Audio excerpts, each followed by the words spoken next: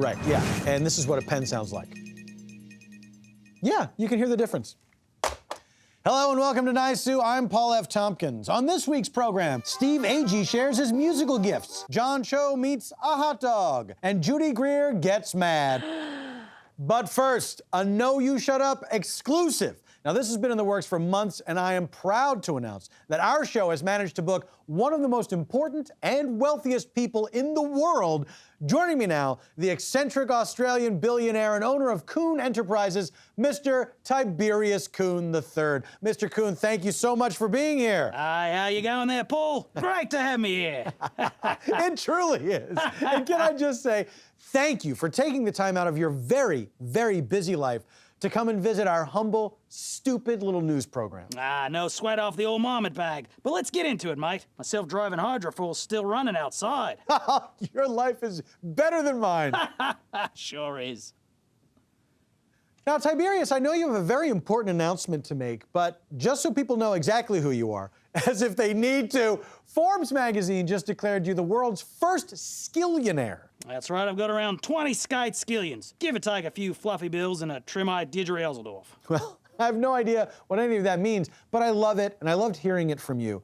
And Kuhn Enterprises now has over 450 different businesses. Is that correct? Bang on, mate.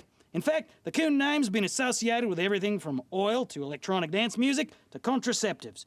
We're always challenging the status quo. And that's why I'm here to chat about my newest venture. It's gonna melt that little face right off your mustache-covered noodle. I do hope that is not a literal thing that you've just said to me. Ladies and gents, ever since the dawn of man, we've been a curious bunch. That curiosity has led to the invention of the wheel, gunpowder, and televised eating competitions, just to name a few. Now, leaning heavily on my money and a little bit of science, I'm pleased to announce my new business venture.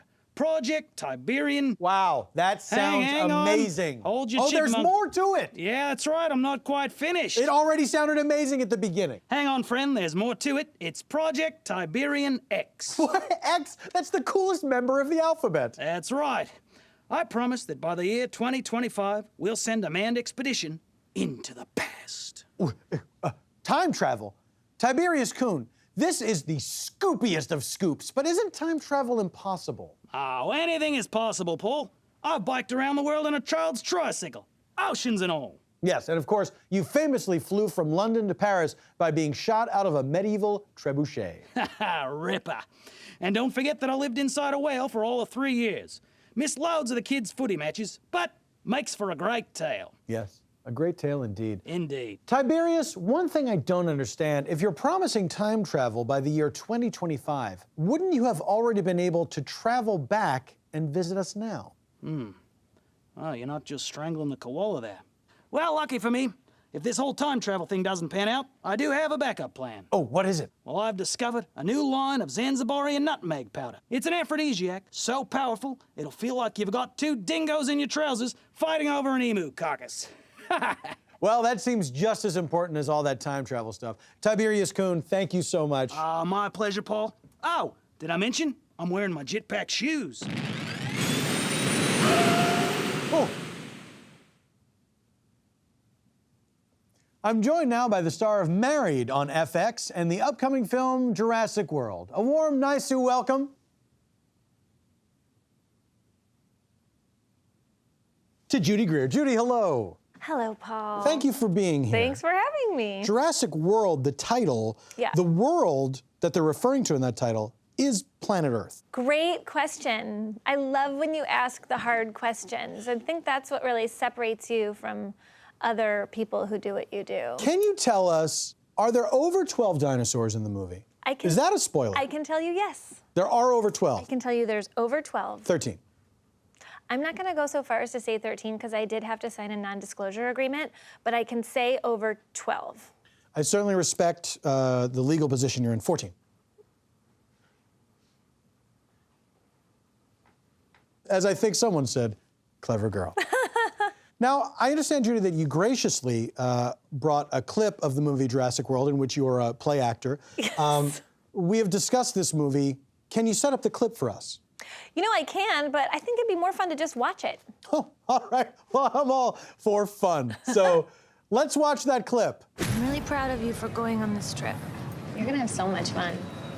And remember, if something chases you, run. Oh, great clip, Judy. It proves you are in the movie. Yes. Now, I understand you had a bit of an odd experience right here in our studio. You were backstage and something strange happened. Yeah. Would you care to tell us about it? I could tell you about it, or I could show you a clip. A life clip? This is new. Roll it. God, you look pretty. Are you the mailman? No, I'm Judy Greer. Well, you made good time. Now get out! Get out! Wow, now that was awkward, but amazing that you got it on camera. Well, Paul, that's how clips work. What's next for Judy Greer? You know, I actually don't know. Oh, no problem. We have a clip.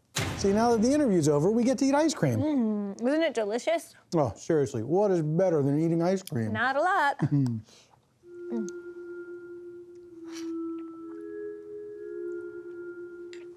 I guess we're done with the clip, right? Oh, I have no idea. I just eat ice cream. Oh no. How do we get out of this clip? Paul, how do we get out of this clip? I'm Paul and I eat ice cream. Should I pinch myself while I wake up? I'm Paul and I eat ice cream. Should I punch you in the throat? I'm Paul and I eat ice cream. Okay, what if I introduce another clip? I'm Paul and I eat ice cream. Okay, here's another clip.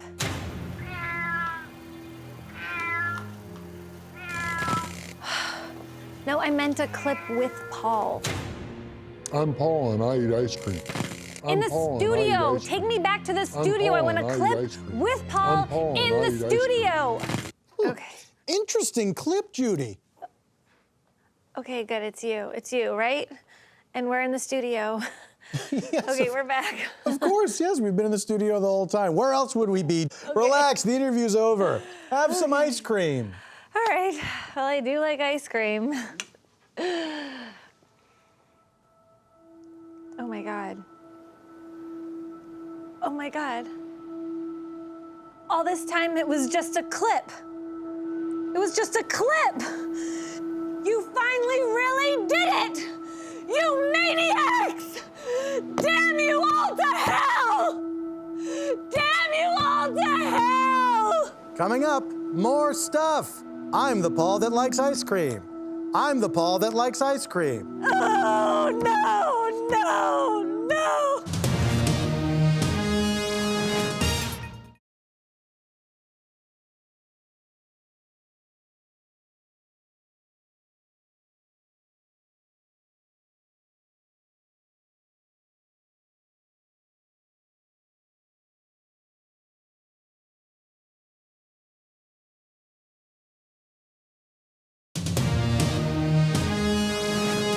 Oh, the Babadook. Welcome back. Recently, our correspondent Hot Dog sat down with actor John Cho. For some reason, we had cameras there. Hot Dog?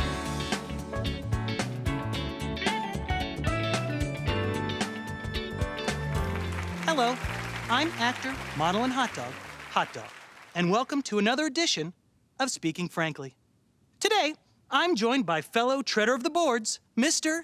John Cho. John, welcome to the show. Thanks for having me. Hey, thank you for speaking frankly. John Cho! Hi. John Cho, great name. John Cho, it's good for rhyming. I guess, yeah. Who's the head honcho? John Cho! Yeah. Raining outside, better bring a Poncho. poncho. Yes. Milfy MILF. That's where it all started. You were the MILF guy in the comedic romp American Pie. John, what does MILF mean to you? Well, I think it means, to me, what it means to everybody What's else. that? What is that, John? Well, literally, it's an acronym. It stands for Mom, I'd like to... Fuck. What? Fuck. John! Yeah. Potty mouth. John, where do you see yourself in 48 years? 48 years. Hopefully alive. Yeah. You and me both. Yeah.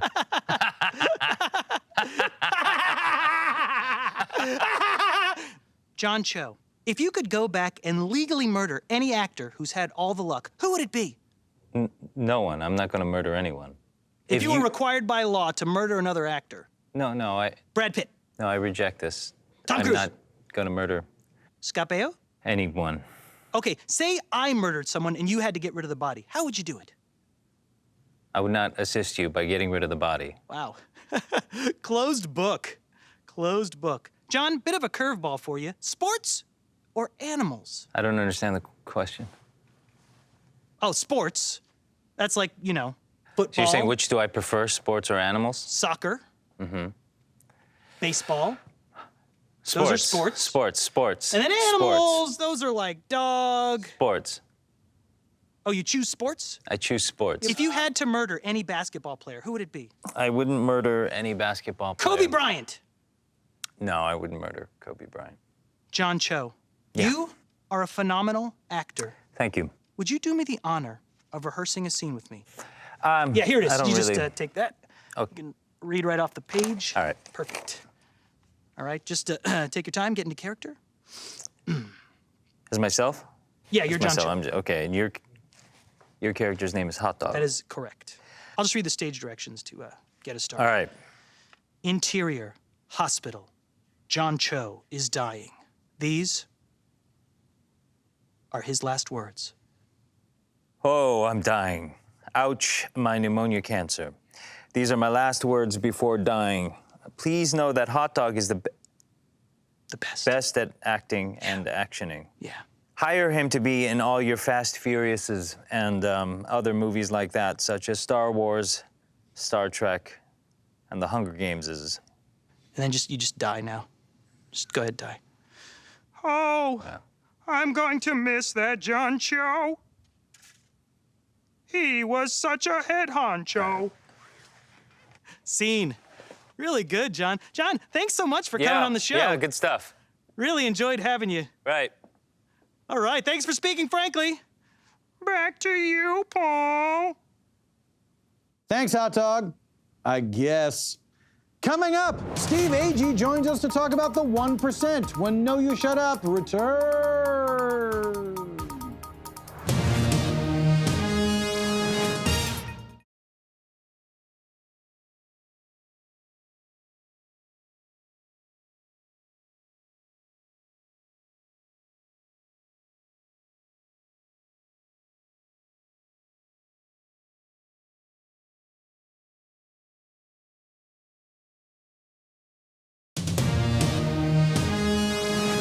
Is she a great big fat person? She was a big girl, yes, sir.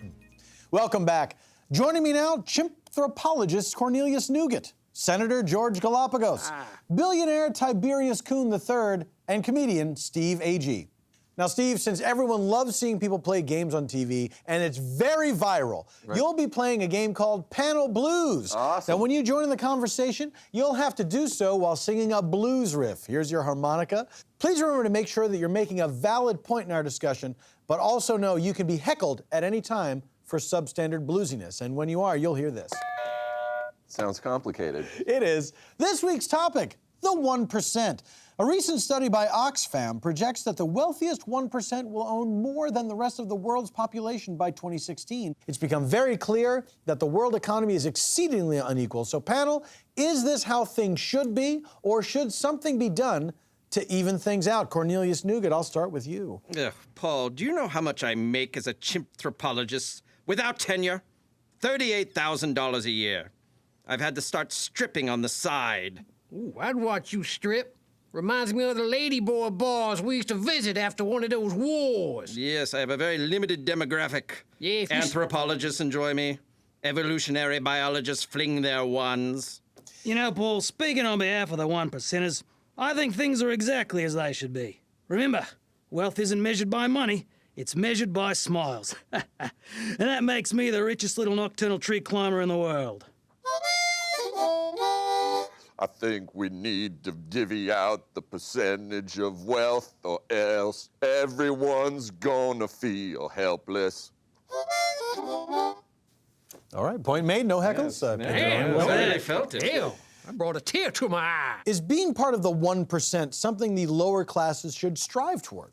The question before the committee appears to be, should people strive to be the 1%? And I answer, sure.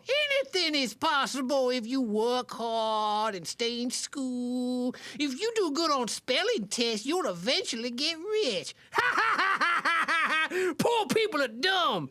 Yeah, I'd like to change all these here food stamps in for one of them $1 million, please. I don't know that poor people are trying to necessarily just have $1 million handed to them. I think there's many people that work very hard and do not achieve great wealth. Oh, you talking about the myth of the working poor? They're like hobbits. I ain't never see one. You've never met a working poor person. Or a hobbit.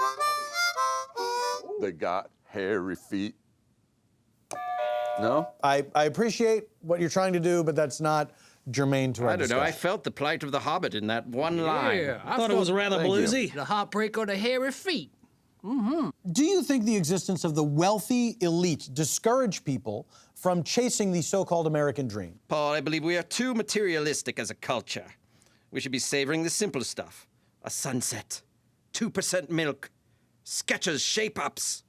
They keep your calves toned just by walking. I get mine at the factory outlet. Oh, you enjoy your simple stuff, you monkey man. But if you're asking me, I don't think there's anything wrong with wanting to be the 1%. It gives us something to shoot for. Hell, if people weren't trying to get rich, we wouldn't have hedge funds or Beyonce or... Senator? Senator? It really sounded like he had a third thing to say there. You know, Paul, the Australian dream is quite different from the American one. You find yourself late for a test on the last day of school. Walk into the room and not only are you naked as an ice cream sundae in the outback, but your chompers are falling clean out. Then suddenly you're falling down a huge dark crevasse, and you wake up completely covered in your own ejaculate. Now, according to a fun, whimsical study, if Bill Gates were to start spending $1 million a day, it would take him about 215 years before he went broke. Panel, how does it make you feel inside? Personally, I think it's disgusting. It stinks like a gangrenous crotch in the face of humanity. How does a man like Bill Gates even have that much money? I installed Windows XP, and my computer's been running in safe mode for over a decade. Steve, what do you think? Knowing that Bill Gates would have to spend $1 million a day, would take him 215 years before he went broke, how does that make you feel? It's kind of depressing that he's got that much money, but he could also probably afford to make himself have things that could make him live that long. I'm going to stop you right there. I feel like the melody was what suffered there. Yeah, that was a merciful That was, buzz. yeah. It would be hard to call back them lyrics. I like the free-form aspect, but that's more of a jazz thing, I find. More of a jazz thing, yeah. Finally, panel, if you had $1 million right now, what would you do with it? You know, I'd like a little harmonica with mine. Oh, Steve, would you mind scoring everyone's $1 million ideas? I'd love to. You know, $1 million would change everything. First, I'd buy my grandmother a house. She deserves it after suffering for so long. And I'd get my daughter that foot she's always needed. And finally, I'd hire a hitman from the internet to kill my Aunt Linda. Watched her cat for 2 weeks, didn't even get a thank you note. You're dead to me, Linda. Tycoon? Look, if I wanted to piss away a quick million, maybe I'd hire a professional baseball team to sing me to sleep. Or purchase a magical sofa that talks. It can be my friend, Francis the Talking Sofa. I like the sound of that. Hello, mate. Oh, hi there, Mr. Kuhn. Please, call me Tiberius.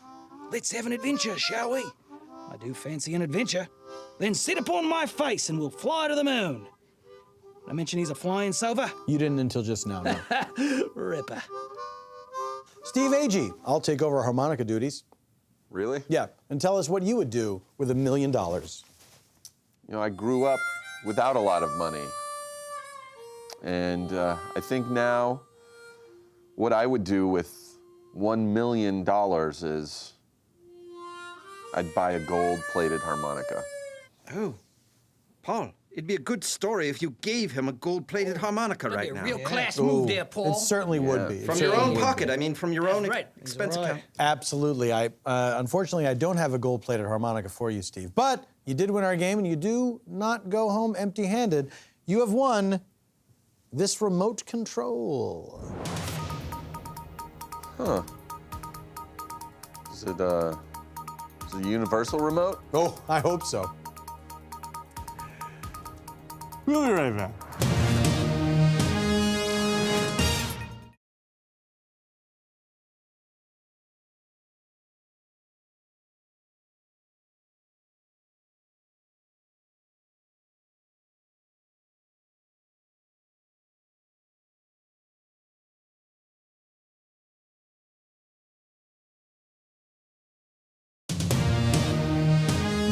was just a trick.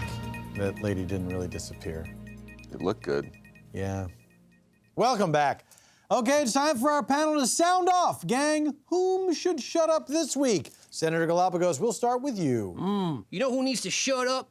People who ask you for restaurant recommendations. Let's be honest.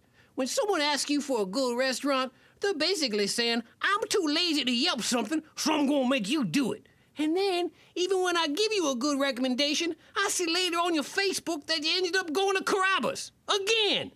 So, shut up, people who ask for restaurant recommendations. Tiberius Kuhn the third. Well, I'd like to tell Death to shut up, 'cause I'm gonna live forever. So shut up, Death. Beauty. Cornelius Nougat. Yes, I'd like to tell cafe tip jars to shut up. They're nothing but sad receptacles that shame us into donating loose change and dollar bills. Am I supposed to be impressed you got my coffee order right? Hot and in a cup? Congratulations. Here's an old receipt from my dry cleaners. Enjoy it, because that's the only thing you're getting from my sad, poor pockets. Shut up, cafe tip jars. Agee, Steve. I would like to say shut up to my cousin DeJiman. He said that Whiplash was a horrible movie, and I strongly disagree. I loved Whiplash. DeJiman, just because you are into only punk music doesn't mean that jazz isn't a valid form of music. So shut up, DeJiman. Paul? As for me, glass coffee mugs.